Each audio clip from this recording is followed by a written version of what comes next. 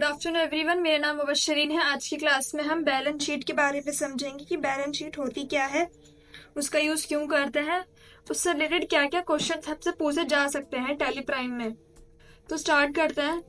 अगर मैं balance sheet की बात करूं तो अगर आप इसे सिंपली अगर समझें, जैसे इसकी डेफिनेशन यहाँ है, the term balance sheet refers to financial statement, the report of a company's assets, liabilities, share holder equity and at a specific point in time. Balance sheet जो यूज होती है, इसका जो देखने का टाइम होता है वो एक स्पेसिफिक टाइम होता है, उसे फिक्स पीरियड में हम देखते हैं, कभी भी देख नहीं सकते। फिक्स टाइम होता है बैलेंस शीट का देखने के लिए। बैलेंस शीट में हम यूज क्या करते हैं, बैलेंस शीट का अगर यूज करेंगे तो हम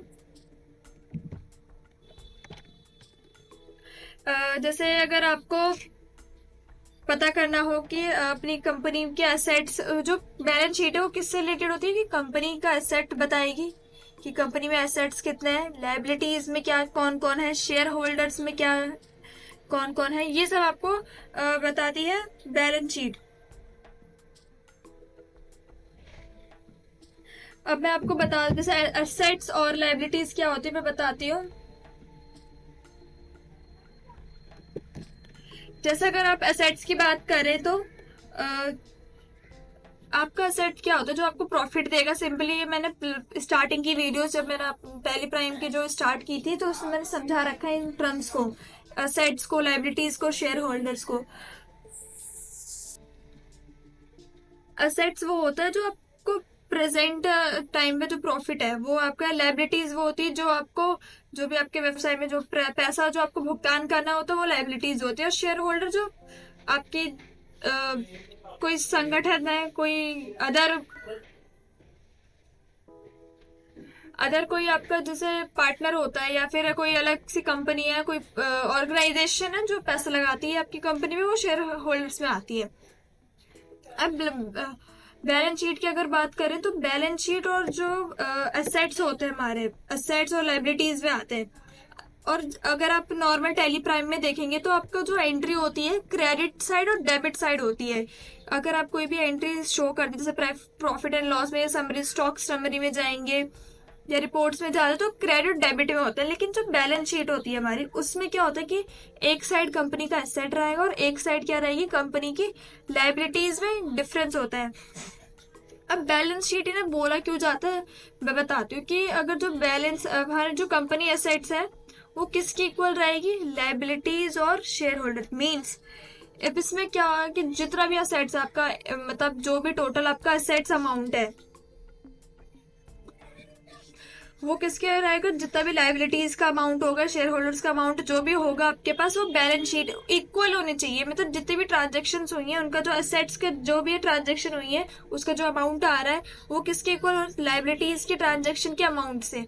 अगर 1% भी मान ले बैलेंस शीट मतलब आपका इक्वल नहीं आ रहा है, चाहे एसेट कम है लायबिलिटी के अकॉर्डिंग, या लायबिलिटी ज्यादा है या कम है एसेट के अकॉर्डिंग, तो आपकी ट्रांजेक्शन में मिस्टेक है। आपको अपनी ट्रांजेक्शन फिर जाके चेक करनी पड़ेगी कि आपने जितने भी ट्रांजेक्शन जो ट्रांजेक्शन किए उसमें दिक्कत है। इसी वजह से आपका जो बैलेंस शीट है वो इक्वल नहीं आ रहा है। बैलेंस शीट हमेशा याद रहे, जो भी आपका एसेट है और जो लायबिलिटीज है वो इक्वल रहेगा, इक्वल हमेशा रहेगा।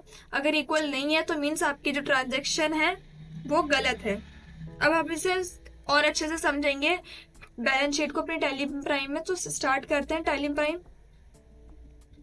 अब जैसे ये है हमारा आ गया है, अगर सपोज मान ले कि बैलेंस शीट के लिए एक ऑप्शन बता दूं कि अगर आप बैलेंस शीट यूज कर रहे हैं तो उससे पहले आपको ट्रांजेक्शन, जैसे आप फ्रेशर है, न्यू यूजर है और आप डायरेक्ट बैलेंस शीट देखेंगे तो आपको नहीं पता चलेगा। इससे पहले आपको कुछ ट्रांजेक्शन करनी होती है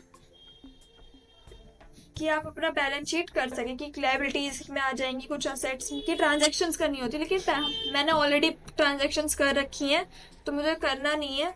मैं डायरेक्ट कहाँ पे आऊंगी, मैं उसे देख लूंगी। बैलेंस शीट पे आने, जैसे आपको यहाँ बैलेंस शीट दिख रही होगी, इस पे क्लिक करेंगे। क्लिक करते ही आपको आपके सामने स्क्रीन पे बैलेंस शीट आ गया। अगर आप ध्यान दें तो यहाँ डेबिट या क्रेडिट नोट में तो आपको शो नहीं हो रहा है। अब यहाँ जो एक साइड क्या आ रही है आपकी लायबिलिटीज आ रही है और एक साइड क्या आ रहा है एसेट्स। अब आपको ये जैसे ग्रुप वाइज की कैपिटल अकाउंट है, लायबिलिटी है, करंट लायबिलिटी में कितना आ रहा है, फिक्स असेट में क्या है, करंट असेट्स में क्या है, प्रॉफिट एंड लॉस क्या है, तो असेट्स में वो सारी डिटेल्स आती हैं आपकी। मतलब लाइबिलिटीज में आपका कैपिटल अकाउंट भी आएगा, कौन कौन आएगा आपकी लाइबिलिटीज में ये आपको शो करते हैं। लोन्स अगर कोई आप उधार लेते हैं, बैंक से लोन वगैरह लेते हैं, तो आपकी वो भी यहाँ पे शो करेगी। या करंट लाइबिलिटीज है, अब आप देखना चाहते हैं कि करंट लाइबिलिटीज में मेरा कौन कौन आता है, तो इस पर क्लिक करेंगे। एंटर करने के बाद आपको शो हो जाएगा कि जैसे सैंड्री क्रेडिटर आ रहा है, सैंड्री क्रेडिटर का इतना अमाउंट है क्रेडिट में, या फिर आपको पता करना हो कि मेरे कितने सैंड्री क्रेडिटर है, मतलब मेरे कितने क्रेडिटर है, तो आप इस पे एंटर करेंगे सैंड्री पे, तो आपको ये पता चल जाएगा।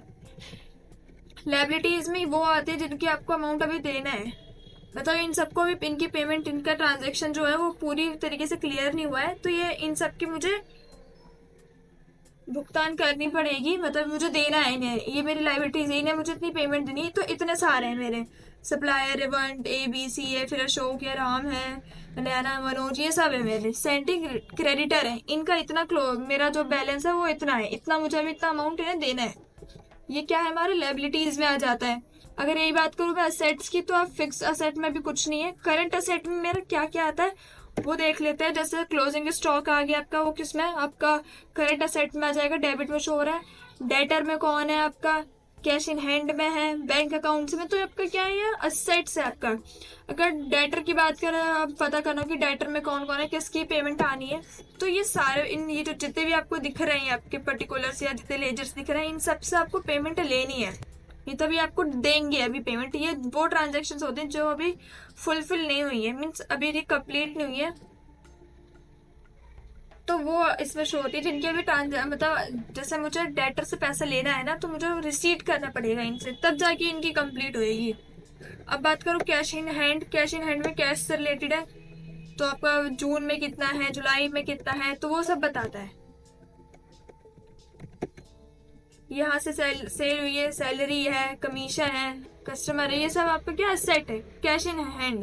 ये कैश इन हैंड में क्या है, बैंक अकाउंट में बात करें तो बैंक से रिलेटेड आ जाएगा कि बैंक में कितना है, किस किसने बैंक में दिया है, रिसीव किया है, इंटर रिसीवल जितना भी हुआ है, तो वो किस में आता है, आपका बैंक में आता है।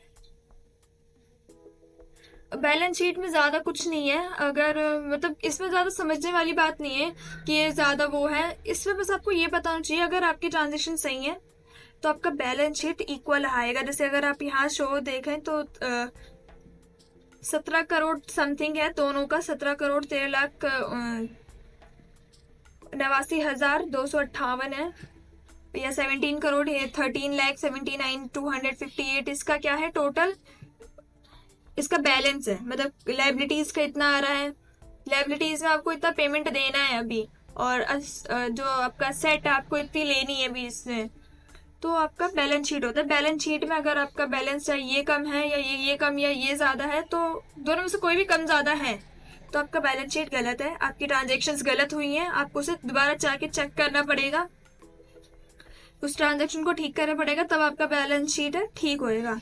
बैलेंस शीट हमेशा इक्वल रहती है, आपको पता होना चाहिए। जो लायबिलिटीज है वो किसकी इक्वल रहेगी, असेट्स की, या असेट किसके बराबर रहेगा, लायबिलिटीज, जो भी इन दोनों का अमाउंट है वो इक्वल रहता है। आई होप आपको ये बैलेंस शीट समझ में आ गई होगी।